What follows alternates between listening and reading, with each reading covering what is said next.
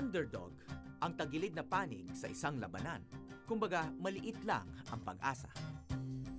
Maaari nating sabihin na ang Pilipinas ay bayan ng mga underdog, kung saan ang karamihan ay ipinanganak na lugmok sa kahirapan. Kailangan ng determinasyon at swerte upang manalo ang isang underdog. Yan din ang matututunan sa storya ng ilang pang underdog na aming binalikan. Mga dating nagbahagi sa amin ng kanilang kwento.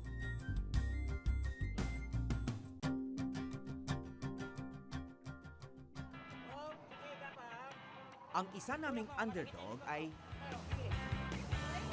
aso talaga.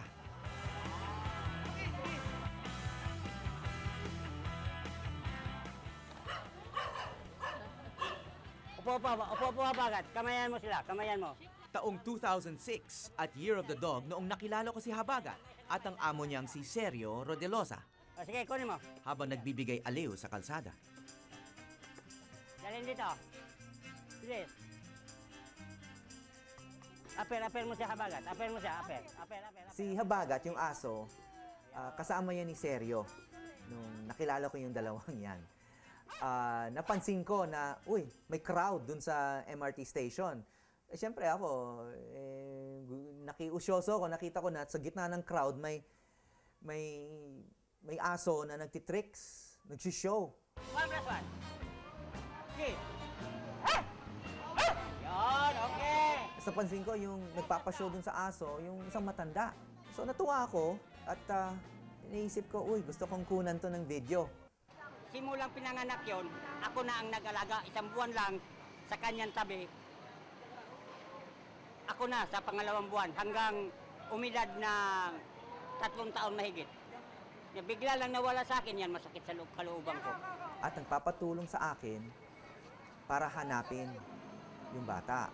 At sabi ko, tulungan kita pero pumayag ka na kunan ko yung paghahanap natin ng bunso mo. Sige, lagad. Dating umuwi ang aso at amo sa isang babuyan sa Tondo, sa ibabaw ng dagat. Noong mga panahong yon, mag-isang nangungulila sa kanyang mga anak, si Mang Sergio. Sa akin, yung pinaka-striking sa akin yun, nung unang niyang nakita, yung anak niyang si Eddie Boy. Kilala mo ba ako, Eddie Boy? Kilala mo ka? Sino ako? Papa. Ilang buwan niyang namimiss yung kanyang anak. Pagkatapos ng mahabang paghahanap, nung unang niyang nakita, yung nawawala niyang anak doon sa Isabela, ang reaksyon ko parang ako rin eh. Nahanap ko rin yung anak ko eh. Kasi ganun din kaliit yung anak ko noon eh. Papa, winning tayo.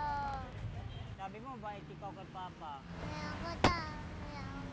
Iniwan ko ang mag-ama noon na magkasama, pero hindi pa sanay sa isa't isa. May mga manonood na nagtanong noon kung tama bang kinuha pa ni Mang Sergio si Eddie Boy sa probinsya upang samahan siya sa mga kalye na Maynila. Halika na, kunin natin ito. Halika. Kunin natin. Kunin mo, mabibigay mo, boy. Kanya yan.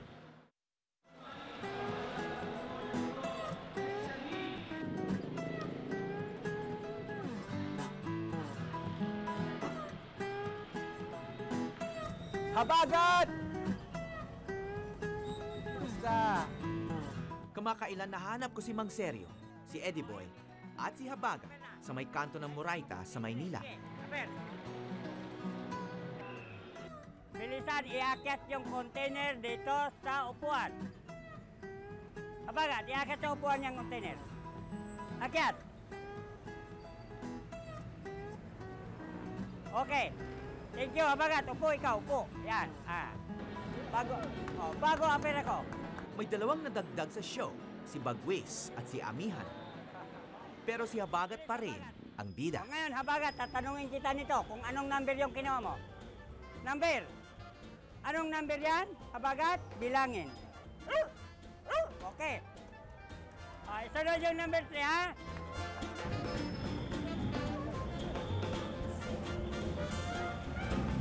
Bilang. Okay. O, ngayon, i-plus ko ito habagat. I-plus ko ito, ha? Ansiran mo.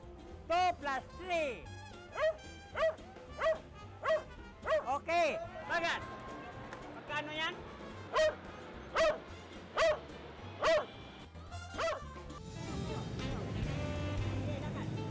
Hindi pa pinapaaral ang 7 taon na si Eddie Boy, pero tinuturuan na siyang maghanap buhay.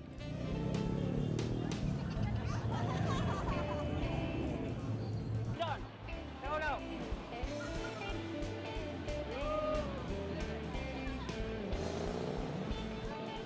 Baba, ulit. Ulit.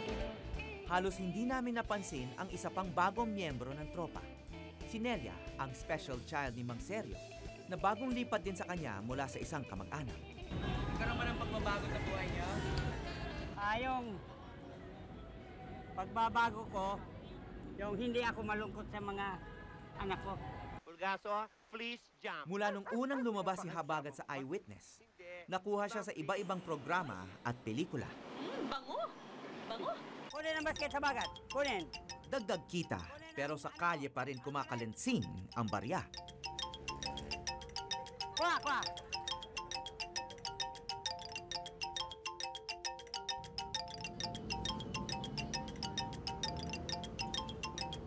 Ay. Pag naka-boundary, empake na bago abutan ng dilim. Boy, Kapag sineswerte, mahigit 1,000 rin ang kita sa isang araw. hoy, sakayin mo kami. Tara dito. Doon ang upuan. Doon, sa ano. Sige. O, sige, sakay. Huwag na kayong matakot dito dahil ito'y turuan. Sige, kat. Hindi na po, may sasakay pa. Woo! Higa.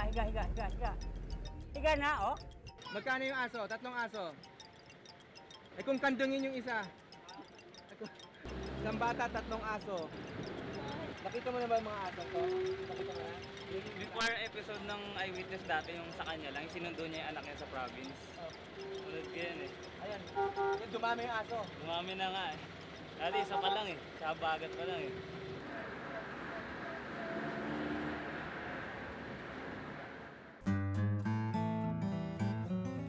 Ang anak na babae ni Seryo ang pinakamalakas sa kanila.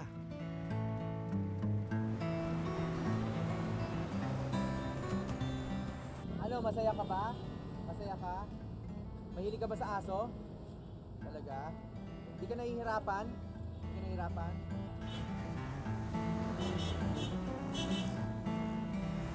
Ayan, sakay. Sige, akyat. Go.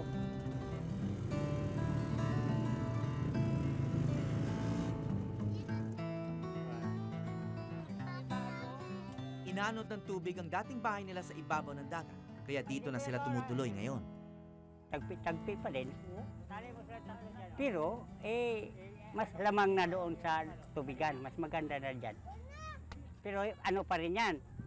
Demolition pa rin kami sa sunod na kwan dyan dahil squatter yan eh. Hindi pa yan sa pabahay. Para sa isang mahirap na hindi nakapag-aral, isang aso ang nakapagbigay ng pag-asa. Bakit nililigayahan kayo kay Habagat? Ay paano nga nakakatulong nga sa amin. Nakakatulong siya. Yung problema namin na wala kaming bugas, lalakal lang kami. Pag uwi namin, makakabili na kami ng bugas. Dahil sa kanya. Kung hindi dahil kay Habagat, hindi rin siguro magkakalakas loob si Mang Seryo na makapiling muli ang kanyang mga anak. Sa lahat ng papuri niya kay Habagat, ni minsan, hindi ko narinig kay Mang Seryo na maaring naging ordinaryong askal lang ang kanyang alaga, kung wala rin siyang talento at tiyaga sa pagtuturo.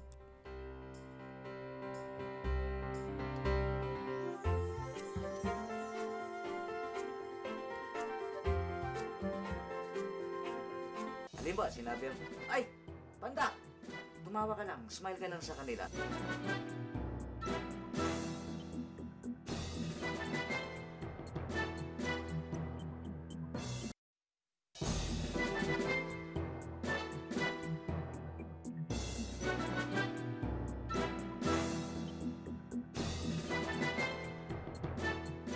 Matagal ko nang kilala si Perry. Dekada 80 pa lang.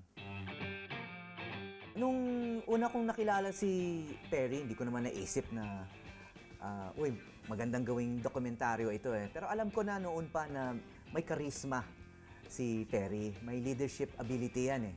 Dahil yun nga, nagmamanage siya ng commercial establishment, naging manager pa yan ng Hobbit House sa Ermita ng matagal.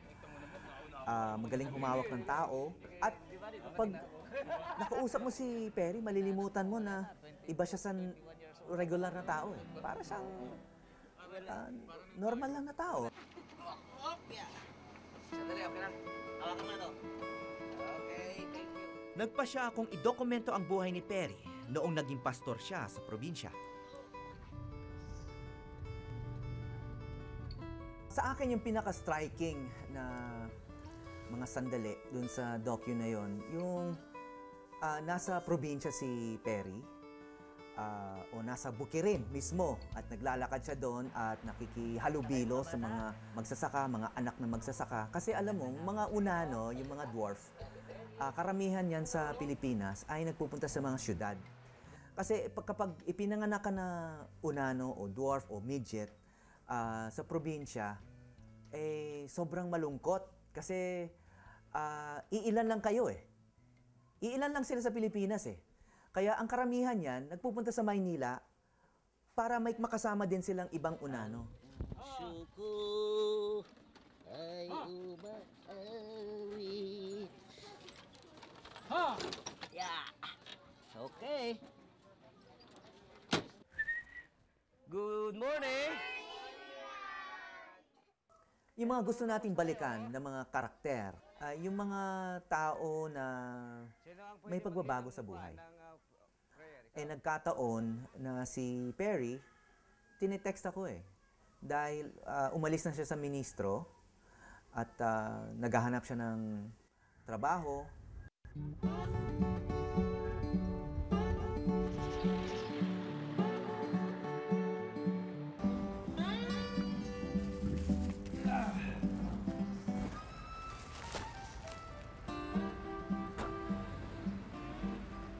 Kumustahin natin si Perry. Perry, dito yata. Uy! Kumusta?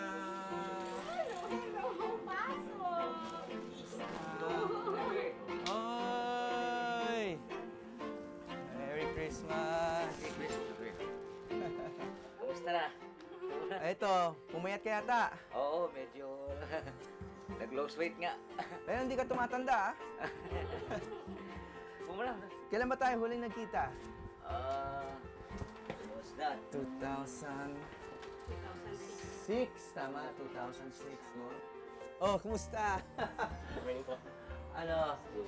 Nag-aaral pa kayo? Parang hybrid ang pamilya ni Perry. Ang asawa niya, normal-sized. Ang panganay naman na si JR ay katulad niyang maliit. Ang dalawang nasa pagitan ay tulad naman ng ina. At meron pang bunsong nasa eskwelahan at malapit na nilang sunduin. Mula nang umalis siya sa trabaho, pumirmi na lang si Perry sa bahay. Tumutulong sa mga pa-extra-extra ng kanyang misis sa imprenta. Para sa iyo, madam. Ito, tingnan natin. Check natin, natin. tara. Minsan, kinuha si Perry na maging human props sa Masquerade, isang bagong programa sa GMA7. 20 years, actually. Washing machine pero manual siya, pare. Hindi, tingnan natin, ha? Check natin, testing natin. Ayan. Ilalagay kanila sa isang bagay katulad din sa washing machine, lalagay nila ko doon sa loob. Kunyari washing machine, pero dito pala mano-mano yung paglalaba ko sa ilalim. Tsaka yan, habang inaano mo yan, bumibilis siya, no? Ayan, no? Bumibilis, oh. Kaya minsan nag-iisip din ako kasi sa katayuan namin, sa katayuan ko, napakahirap maghanap ng trabaho. I mean, wala naman akong formal education. So, tapos sa liit kong ito, gusto ko man maging taxi driver o maging jeepney driver or things like that. Pero, di ba, that is too impossible. Noong huli naming nakita si Josephine Berry, nasa grade 5 siya at presidente ng kanyang klase. Raymond, ikaw magpunas ng blackboard. Hoy, ang ingay nyo! Prefix is added before the root word to form a new word. Hello. Pagod ka rin ka pa? Tuloy na tayo. Ayaw na ba sasakay? Oh, sandali ako na. Diyan lang kami, Brad, sa may... Please. Okay. Kasi kung nakaraan sabi First year high school na si Josephine at class president pa rin. Pinuno rin siya ng science club sa school. Lagi ka bang president ng klase? ini-elect po kasi nila ako. Para sa akin po yung pagiging presidente ko, isa sa mga bagay na pwede kong magawa para makita nila na kaya kong mag-act ng normal kahit may kapansanan kami.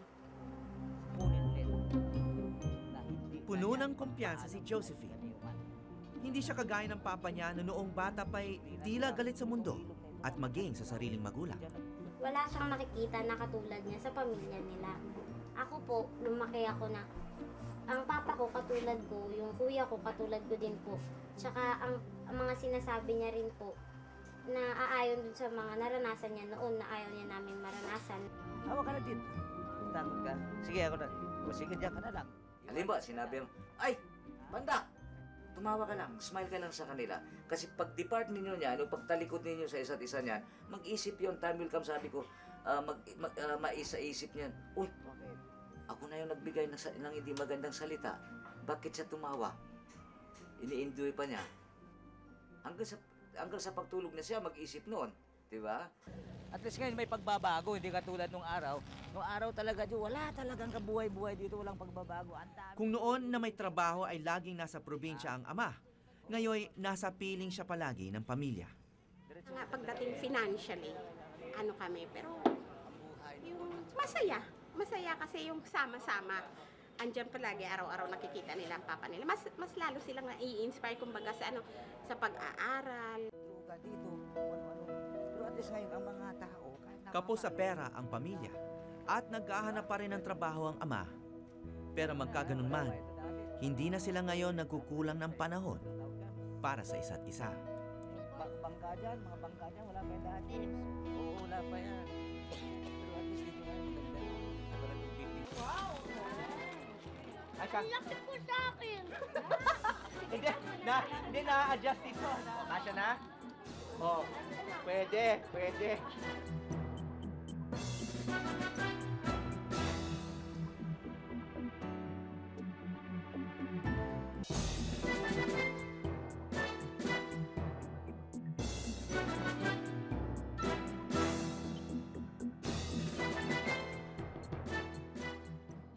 Isang pamilyang nasa van, sinundo ako sa bahay at ihatid nga ako dun sa eskwelahan para magsalita. Nagkataon yung kapatid na bunso ng isang estudyante na sumundo sa akin, nandun sa van. At siya si Aliyah, yung batang babae na bulag. Aliyah, sabi maklit the port. May kanta ka pa?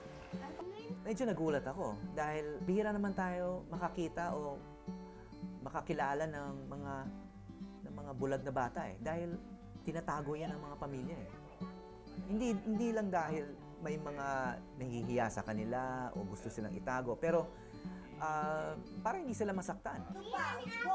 Ang computer! Si Aliyah ang naging susi para pasukin ko ang mundo ng mga musmos na bulag. Oo. Talaga? Kapon sira gumanon yung power supply. Boom! Gumanon. Ako ay bata pa. Di pa marunong mag-isa.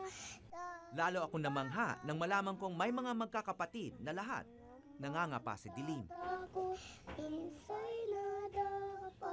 Nasa lahi ng pamilya ni JB ang ganitong kapansanan. Gusto kong maging pangulo. Bakit? Kasi mayaman yung pangulo para manghuli ako ng mga jeep. Nakilala ko rin ang kambal na bulag din, sina Jerome at Joshua. Bibo si Jerome. Si Joshua naman natatakot sa ibang tao at nagtatago sa kwarto noon. Madilim man ang mundo nila, nagkaroon ito ng liwanag sa preschool ng Resources for the Blind sa Cubao o RBI. Naniniwala ang kakaibang eskwelahang ito na ang mga batang bulag ay maraming kakayahan at may karapatan din mag-aral.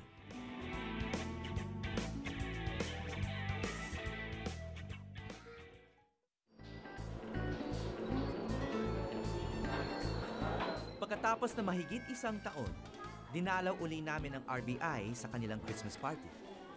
JB! JB! Si Howie! Wow! Ano yan, sayaw? Nagpa-practice ko ka ng sayaw? O naiihi ka?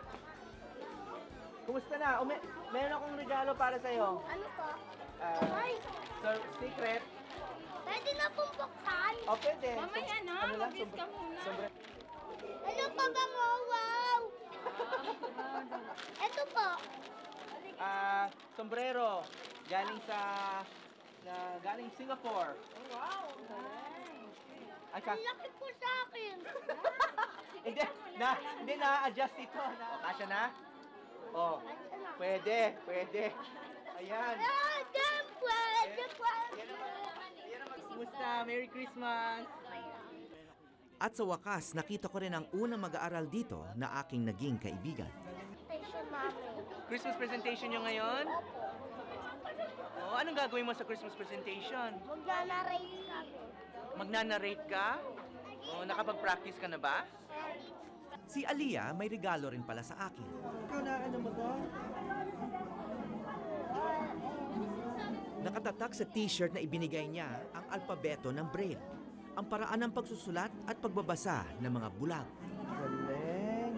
Sobrang excited na kasi talaga namang napakatagal nating naghanda para sa Christmas party ng RBI.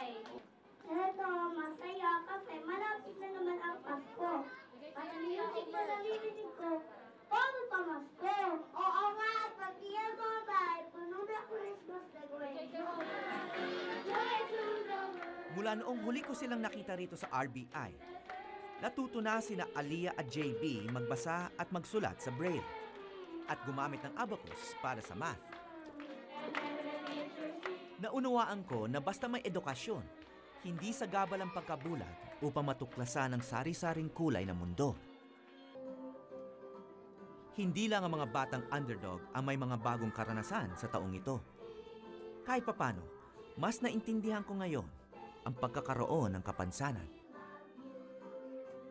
Karoon ako ng pansamantalang kondisyon na Bell's palsy. Na-paralyze yung isang facial nerve ko. Kaya hindi ko magalaw yung kalahating mukha ko. At hanggang ngayon, nararamdaman ko pa. Hindi pa 100%. Pero may mga ilang linggo na hindi ko masarado yung aking kanang mata. Hindi ko magamit yung kanang bahagi ng aking bibig. Kaya kapag kumakain ako o umiinom ako, kumakalat yung nasa bibig ko. Nag-attend pa naman ako ng international conference noon sa Europe. At nagpresenta pa ako ng ganun ang itsura ko at ganun ang boses ko. Tayong mga may normal health, may normal na mga katawan, hindi natin naiisip kung paano nga mabuhay. Kung wala nga yung ibang motor skills natin, kung wala yung isang sense natin.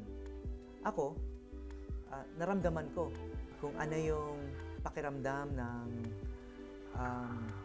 may paralysis. Nalaman ko kung ano yung nararanasan ng mga visually impaired.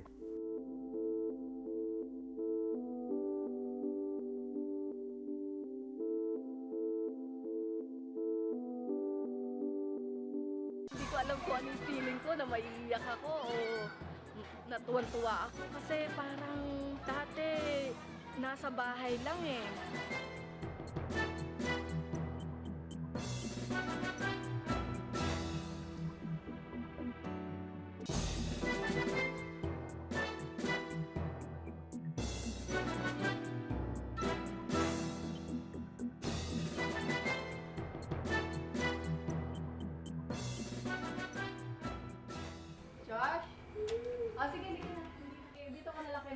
Maraming batang takot sa dilim. Ngunit papano kung isa kang bata na nasa walang katapusang kadiliman? Sa RBI Preschool, si nanay ang kambal sa mundong nasa labas ng tahanan. Mama, maano lang? Ngunit kapag nakatapos na rito, kailangan na silang hanapan ng ibang eskwelahan para mag-grade 1. Ang kambal nakagraduate na sa RBI at nandito na raw sila ngayon. Thank you. Okay, 1. Hands up. Dalawang kamay. Shake. Shake. Wow, very good. Nasa regular na public school na ang kambal. At lahat ng kaklase nila ay mga sighted o mga batang nakakakita. Nandun sila nasa harap.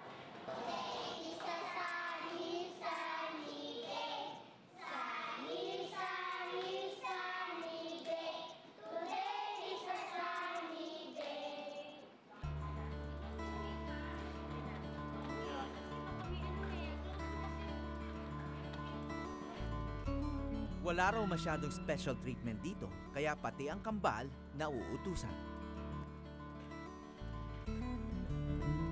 Sino ang nag-aral nung Sabado at Linggo? Tingnan ko nga. Walang espesyal na pagsasanay ang teacher sa mga bulag. Pero lagi niyang sinasabi sa lahat ang nangyayari sa klase para marinig din ng dalawa. Sir, how many is this? Ang babait nila sa klase. Talagang wala akong masabi kasi talagang hindi iba dapat may sila, may inferiority complex, sila hindi ho. Talagang nakikihalubilo kung saan man. At saka pasalamat din ako at walang nag-aasar sa kanila dito. Wala man lang nagbibirong magpatuhin sila o patirin, wala po. Umpisa pa lang ng klase, pinaintindi ko na sa kanila yung katayuan ng dalawa. So, kaya salamat po ako, mahal na mahal nila yung dalawang bata. Kaya, nawala ang mga Sa writing exercise, mas nauna pang matapos ang kambal sa pagsusulat sa braille kaysa sa mga kaklase. Masusi kasi silang inihanda para sa regular school ng RBI at ng kanilang ina. Hindi ko alam kung ano yung feeling ko, na maiiyak ako o natuwan-tuwa ako kasi parang dati nasa bahay lang eh. As in, nasa kwarto, lagi lang umiiyak. O kung kakain, bibigyan mo lang. Pero ngayon hindi eh. Sila na mismo yung pupunta sa bathroom. Naranasan ko rin na lahat lang binibigay ko. As in, kakargahin mo pa yung anak mo. Pero hindi pala dapat. Dapat tulungan mo sila na gumalaw para sa sarili nila. Paano pag wala ka na? 5 minus 2. Yes? Sobra niyang hinanda yung kambal para pumasok sa isang normal na school at para magkaroon ng normal na buhay. So, bayani yung nanay ng kambal. Anong mga ginagawa mo rito? Nag-aaral po ng mabuti. Mahirap ba? Mahirap ba rito? Hindi po. Ngayon, kahit sa Christmas program ng kanilang school at sa harap ng mga ordinaryong manonood, hindi na natatakot ang kambal.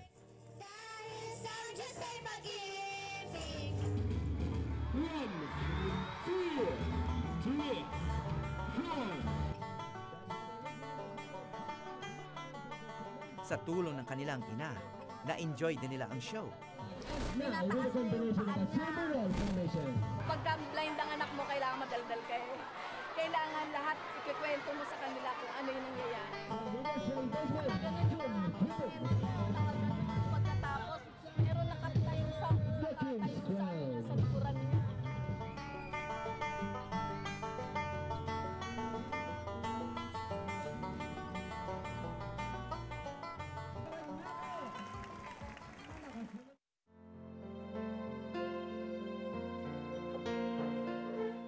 Sa bahay ko, may grade 1 din na pinalad na nakikita ang kanyang dinodrawing.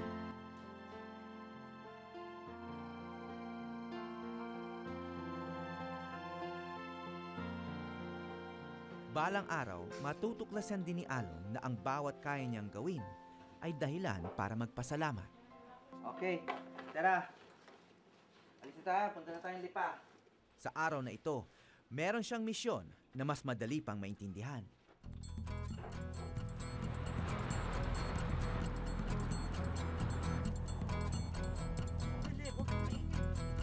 Wow, ang ganda naman ng garden ngayon.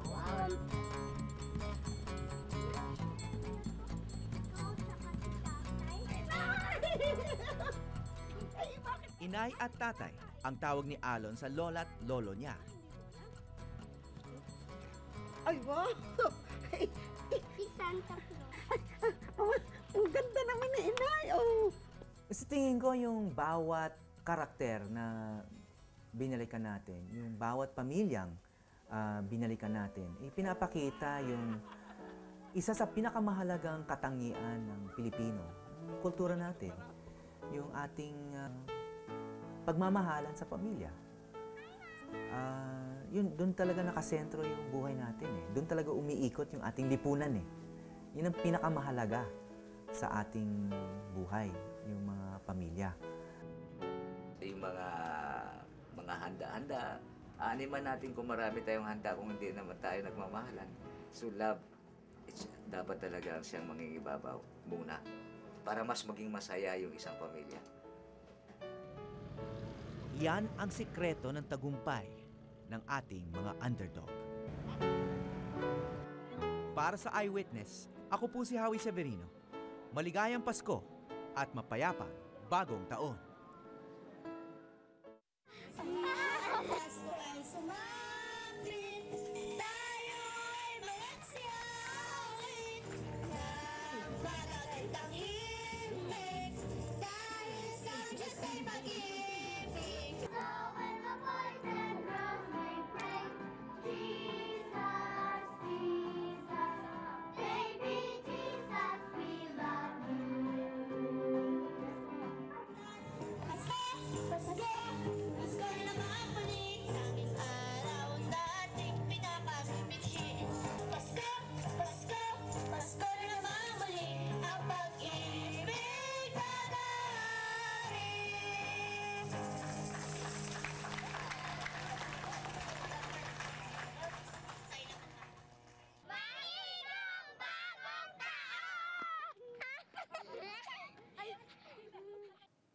Maraming salamat sa pagtutok sa Eyewitness, mga kapuso.